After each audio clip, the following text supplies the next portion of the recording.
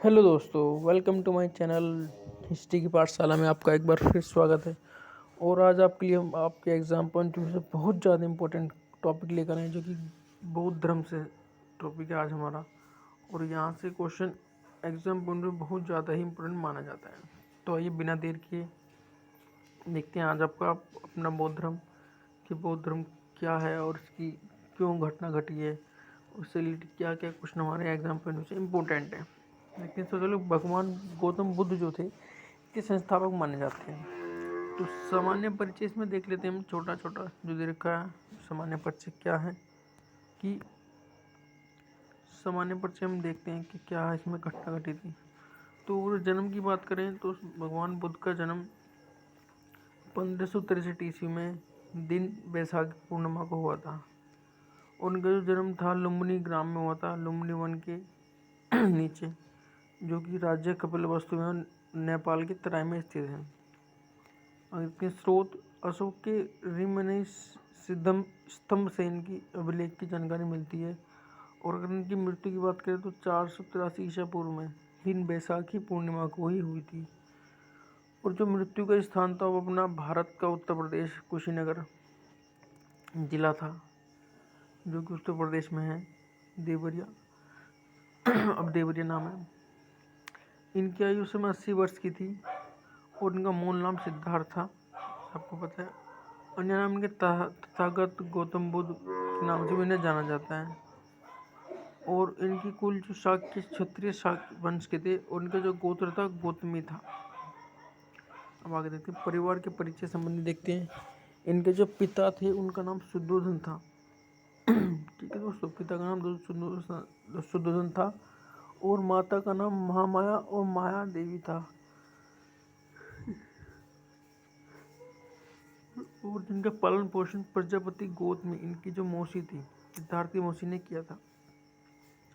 गौतम बुद्ध की जो माता थी महामाया की मृत्यु इनके जन्म के 7 दिन की भी ही हो गई थी, इसलिए इनका पालन पोषण की मौसी प्रजापति गौतमी ने किया था। इनका जो भाई था उसका नाम नंदी था और बहन का नाम नंदा था। चेरा भाई का नाम देवदत्त था और पत्नी का नाम यशोधरा था। और विवाह के समय इनकी आयु केवल 16 वर्ष की थी और उनके पुत्र हुआ, उसका नाम राहुल था। ये भी शाक्य कुल के थे। आगे देखते हैं दोस्तों कुछ और इम्पोर्टेंट फैक्ट कि जो भगवान गौतम बुद्ध थे इनके प्रमुख गुरु कौन थे। जो इन्होंने प्रथम गुरु थे आलार कलाम थे, जो वैशाली में इन्होंने मिले थे। और संख्या दर्शन की इनकी विशेषता आचार्य थी। और जो दूसरे गुरु, उनका दूसरा जो गुरु थे उसका नाम था रुद्रा कुमरपुत्र, जो कि राजगृह में इन्हें मिले थे, जो कि बिहार में स्थित है। गौतम बुद्ध के शिष्य की चर्चा करते हैं कि जो उनके प्रथम शिष्य थे उसका नाम था कानिन्य। जो इन्होंने अपना प्रथम शिष्य बनाया था उसका नाम था कानिन्य। और अगला शिष्य देखते हैं इनका जो थे वप्पा। वप्पा इनके सेकंड शिष्य माने जाते हैं। फिर भादिया, फिर महानामा, फिर आसगी, ये इनके 5 शिष्य स्टार्टिंग में माने जाते हैं। जो प्रथम शिष्य थे महाप्रजापति गौतमी, बुद्ध की माता की यानी कि मौसी के बेटे थे। अब बुद्ध के जो प्रिय शिष्य थे सबसे उनमें आनंद और उपाली थे। आनंद और उपाली को उन्होंने माना है। और हम शिष्यों के क्रम की बात करें तो एक बार देखते हैं कि जो कान्य, वप्पा, भादिया और महानामा और असगी थे, जिनके जो स्थान था सारनाथ वाराणसी में, वहाँ पर इन्होंने इनको शिक्षा दी थी। और जो यश थे उन्हें वाराणसी में शिक्षा दी थी। और आनंद, उपाली, महाप्रजापति गौतमी बुद्ध की माता, इन्हें वैशाली में शिक्षा दी थी। यशोधरा गौतम बुद्ध की पत्नी थी। नंदा महाप्रजापति गौतमी का पुत्र थी।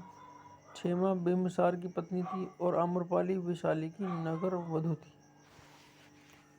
बिंबिसार जो राजगृह में राजा था, उसके मुख्य कश्यप, नंदी कश्यप और गया कश्यप, वो भी सब राजगृह में ही राजा स्थित थे। उदयन जो था, उदयन की पत्नी का नाम कौशाम्बी था, जो कि सामवती के नाम से जानी जाती है। और पांडुलोक भारद्वाज में भी इसमें शामिल हैं। आगे देखते हैं अनाथ पिंडक और प्रसेनजीत, मल्लिका, विशाखा, उंगलीमार डाकू। प्रसेनजीत की पत्नी थी मल्लिका, जो कि वैशाली में माने जाते हैं।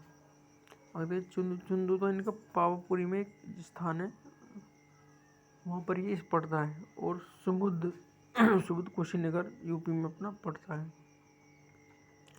आगे देखते हैं कुछ इम्पोर्टेंट फैक्ट कि जो भगवान बुद्ध थे उनके शिष्य कौन कौन हुए हैं।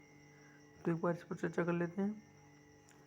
तो भगवान बुद्ध के जो शिष्य थे प्रजापति गौतमी थे, जो कि बुद्ध की मौसी व विमता के बेटे थे, और इनका स्थान वैशाली में शिक्षा ग्रहण की थी। यशोधरा बुद्ध की पत्नी थी। नंदा महाप्रजापति गौतमी के पुत्र थे। क्षमा बिम्बसार की पत्नी थी। आम्रपाली वैशाली नगर वधु आम्रपाली वन का निर्माण किया। विशाखा अंग जनपद की श्रेष्ठ पुत्री थी।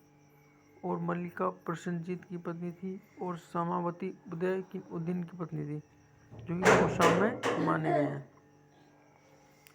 दोस्तों इनके अनुयायी देख लेते हैं कि इनके अनुयायी कौन कौन थे। अनुयायी शासक तो बिम्बसार इनके शासक में राजधानी गिरिवर्ष थी। अजातशत्रु इनकी राजधानी राजगृह थी। अशोक इनकी राजधानी पाटलिपुत्र थी। कनिष्क इनकी राजधानी पेशावर मथुरा थी। हर्षवर्धन इनकी राजधानी कौशाम्बी कन्नौज थी। उदयन इनकी राजधानी कौशाम्बी थी। प्रसेनजीत इनकी राजधानी कौशल थी। प्रगोत इनकी राजधानी अवंती थी। और फाल्गुन इनकी राजधानी बंगाल थी। तो ये सब इनके अनुयायी थे उस समय, और इनकी राजधानी यहाँ चर्चा की है। तो देखते हैं कि जो वजाउन संप्रदाय को मानने वाले थे बौद्ध धर्म के अंतिम महान शासक थे। वजायन संप्रदाय संबंधी जो थे बौद्ध धर्म के अंतिम शासक माने गए हैं। दोस्तों वीडियो काफ़ी लंबा जाएगा, तो हम 2 पार्ट में डिवाइड करेंगे। ये पार्ट फर्स्ट होगा और नेक्स्ट पार्ट 2 होगा, हो सकता है पार्ट 3 भी हो। तो दोस्तों देख लेते हैं बौद्ध धर्म के जीवन की प्रमुख घटनाएं, क्या क्या घटना घटी। तो कपिलवस्तु की जब सैर कर रहे थे, तो घोड़े पर जब सैर कर रहे थे उन्हें कंथक इनका सारथी था। और घोड़े का नाम कंथक था और सारथी का नाम छंदक था, जो कि चना या चन्ना के नाम से भी जाना जाता है। तो सिद्धार्थ जब कपिलवस्तु की सैर करने के निकले, तो उन्हें 4 दृश्य मिले, जिससे वो उनके जीवन में उनके वो आया। तो घोड़े की जब सैर करे तो इन्हें 4 दृश्य मिले। सबसे पहले इन्हें बूढ़ा व्यक्ति मिला, उसके बाद एक बीमार व्यक्ति मिला, फिर एक शव ले जाते व्यक्ति मिला और एक सन्यासी मिला। तो इन 4 दृश्यों से ही इनके जीवन में परिवर्तन आ गया। अब इनके महानिष्करण गृह त्याग के बारे में देखते हैं। तो शारीरिक कष्टों से दुख होकर सिद्धार्थ ने पूर्णमासी के दिन 29 वर्ष की अवस्था में गृह त्याग किया था, और इसी बौद्ध धर्म में महानिष्क्रमण कहा गया।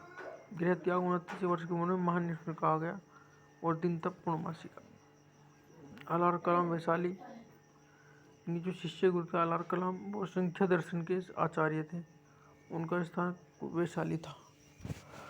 आगे देखते हैं। महानिष्क्रमण के बाद ज्ञान की खोज में भगवान बुद्ध ने अलार कलाम के आश्रम में वैशाली पहुंचे और तथा उनसे शिक्षा ली। कलाम में आश्रम से उन्हें तपस्या की, किंतु बुद्ध इससे संतुष्ट नहीं हुए, और अलार कलाम के बाद बुद्ध ने राजगृह स्कारमुद्र शिक्षा ली।